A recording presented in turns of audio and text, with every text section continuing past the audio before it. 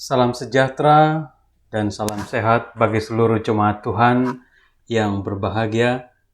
Senang sekali rasanya kita bisa bertemu kembali dalam ibadah keluarga perdana di tahun 2021 ini pada tanggal 3 Februari 2021.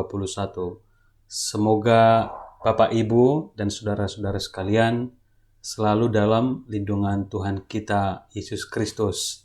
Kita akan mendengarkan kabar baik yang akan menyapa dan membekali iman kita. Namun sebelumnya, marilah kita berdoa. Kita berdoa. Damai sejahtera Allah yang melampaui segala akal, itulah yang memelihara hati dan pikiranmu di dalam Kristus Yesus Tuhan kita. Amin. Saudara-saudaraku, firman Tuhan bagi kita di malam hari ini dalam ibadah keluarga ini tertulis dalam kitab 1 Korintus pasal 9 ayat 16 hingga ayat 23. Saya akan membacakannya untuk kita semua. Karena jika aku memberitakan Injil, aku tidak mempunyai alasan untuk memegahkan diri, sebab itu adalah keharusan bagiku. Celakalah aku jika aku tidak memberitakan Injil. Kalau andai kata aku melakukannya menurut kehendakku sendiri, memang aku berhak menerima upah. Tetapi karena aku melakukannya bukan menurut kehendakku sendiri, pemberitaan itu adalah tugas penyelenggaraan yang ditanggungkan kepadaku. Kalau demikian, apakah upahku? Upahku ialah ini, bahwa aku boleh memberitakan Injil tanpa upah, dan bahwa aku tidak mempergunakan hakku sebagai pemberita Injil. Sungguh pun aku bebas terhadap semua orang, aku menjadikan diriku hamba dari semua orang, supaya aku boleh memenangkan sebanyak mungkin orang. Demikianlah bagi orang Yahudi, aku menjadi seperti orang Yahudi, supaya aku memenangkan orang-orang Yahudi. Bagi orang-orang yang hidup di bawah hukum Taurat, aku menjadi seperti orang yang hidup di bawah hukum Taurat, sekalipun aku sendiri tidak hidup di bawah hukum Taurat, supaya aku dapat memenangkan mereka yang hidup di bawah hukum Taurat. Bagi orang-orang yang tidak hidup di bawah hukum Taurat, aku menjadi seperti orang yang tidak hidup di bawah hukum Taurat, sekalipun aku tidak hidup di luar hukum Allah, sebab aku hidup di bawah hukum Kristus, supaya aku dapat memenangkan mereka yang tidak hidup di bawah hukum Taurat. Bagi orang-orang yang lemah, aku menjadi seperti orang yang lemah, supaya aku dapat menyelamatkan mereka yang lemah. Bagi semua orang aku telah menjadi segala-galanya, supaya aku sedapat mungkin memenangkan beberapa orang dari antara mereka. Segala sesuatu ini aku lakukan karena Injil, supaya aku mendapat bagian dalamnya. Demikian firman Tuhan. Bapak, Ibu, dan saudara-saudaraku yang terkasih, tidak diragukan lagi bahwa Rasul Paulus adalah salah satu misionaris terbesar sepanjang masa. Kalau kita membaca kisah pelayanan Paulus di dalam kitab Kisah Para Rasul dari pasal pertama hingga pasal terakhir, sungguh luar biasa. Kegigihan, ketangguhan, dan keberaniannya itu sangat-sangat luar biasa. Selama pelayanannya dalam memberitakan Injil, ada banyak masalah yang harus dihadapinya. Misalnya, tirani pemerintah Romawi yang sangat kejam dan bengis terhadap orang-orang Kristen. Lalu ada ahli-ahli Taurat, teman lamanya Paulus, yang selalu mempersekusi, mengancam, dan menghambat pemberitaan Injil itu. Orang-orang kafir yang belum mengenal Kristus pun berusaha menghina dan menghalang-halangi penyebarluasan Injil itu. Ada juga dukun yang berusaha menyantet Paulus. Dan pelayanannya memang penuh dengan bahaya, keterbatasan sandang dan pangan, bahkan Paulus sering kelaparan. Dan masih banyak lagi yang lain. Paulus juga bolak-balik diadili dan dipenjara. Bahkan saudara-saudara, ia harus bertaruh nyawa dalam memberitakan Injil Kristus. Saudara-saudaraku, dari ribuan orang yang dipertobatkan oleh Paulus setelah mengenal Yesus, buah dari pelayanannya tersebut, sebenarnya ia boleh berbangga diri karena prestasinya tersebut. Namun itu tidak dilakukannya. Karena ia merasa sebenarnya ia tidak layak melakukan tugas pemberitaan Injil itu karena banyaknya dosa dan kelemahannya. Makanya ia selalu menekankan dalam firman pemberitaannya, bukan dirinya yang harus dipuji, melainkan Yesus Kristus yang harus dipuji dan disembah.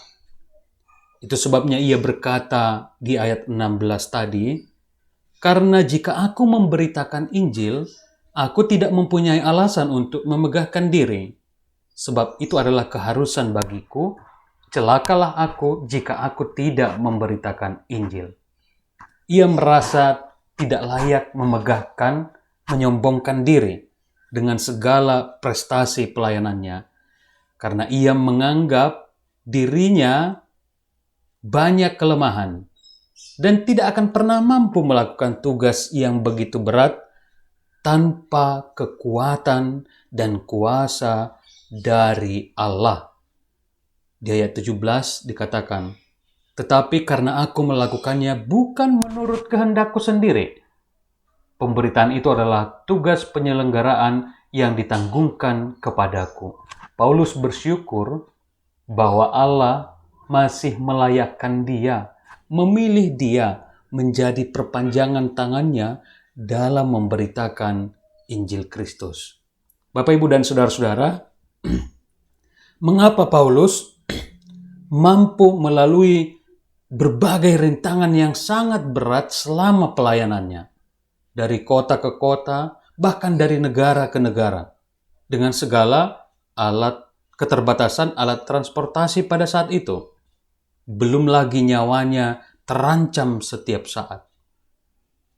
Paulus bersaksi, kalau dari dirinya sendiri, ia tidak akan pernah mampu melakukannya. Yang menjadi kekuatan Paulus adalah kuasa dari Tuhan Yesus Kristus yang selalu menguatkannya di saat ia lemah, memberinya keberanian ketika diintimidasi, memberinya pengharapan ketika dia hampir putus asa, memberinya damai sejahtera di tengah situasi yang begitu kacau, dan memberinya hikmat di tengah-tengah banyaknya hinaan dan persekusi. Ada sebuah kutipan Paulus yang menarik, disebutkan di dalam 1 Korintus 10 ayat 13. "Pencobaan-pencobaan yang kamu alami ialah pencobaan-pencobaan biasa, yang tidak melebihi kekuatan manusia. Sebab Allah setia, dan karena itu Ia tidak akan membiarkan kamu dicobai melampaui kekuatanmu. Pada waktu kamu dicobai, Ia akan memberikan kepadamu jalan keluar, sehingga kamu dapat menanggungnya." Saudara-saudaraku, kita juga mesti sadar bahwa diri kita ini sebenarnya sangat-sangat lemah dan terbatas. Tetapi dalam hidup berserah kepada rencana Tuhan, penyelenggaraan Tuhan dalam hidup ini, sebagaimana Allah menjamin hidup Paulus, maka kita percaya Allah juga yang akan menjamin hidup kita semuanya. Ia yang akan melindungi diri kita dari si jahat, dari kuasa-kuasa duniawi yang ingin menghancurkan kita. Dan ia juga yang akan memampukan kita menghadapi segala gelombang di dalam kehidupan ini. Oleh karena itu, saudara-saudara, mari kita mohon kekuatan, hikmat, pengharapan dari Tuhan kita. Dan mari kita hidup dengan menuruti apa yang Tuhan inginkan dalam hidup kita. Dengan demikian, kita akan memperoleh kuasa yang luar biasa melampaui kemampuan kita dalam menghadapi setiap pergumulan, setiap persoalan dalam hidup kita. Sebab Allah yang menjamin hidup orang-orang yang percaya dan bersandar kepadanya. Amin. Kita berdoa. Ya Tuhan kami bersyukur bahwa Tuhan masih melayakkan kami menapakkan kaki di tahun 2021 ini. Terpujilah Engkau ya Tuhan, karena Engkau masih melayakkan kami menikmati segala kebaikan-Mu di tahun 2021 ini. Dan hari ini menjadi perdana ibadah keluarga yang kami laksanakan di gereja HKBP Sidoarjo, karena memang ibadah sektor belum bisa kami laksanakan dalam mengikuti protokol kesehatan. Tapi kami yakin dan percaya Roh Kudus hadir di tengah-tengah keluarga kami masing-masing. Kami telah mendengarkan firman Tuhan. Biarlah firman-Mu Engkau urapi, agar tertanam di dalam jiwa dan batin kami. Kami melihat sungguh luar biasa kehidupan hamba-Mu Paulus dalam memberitakan Injil.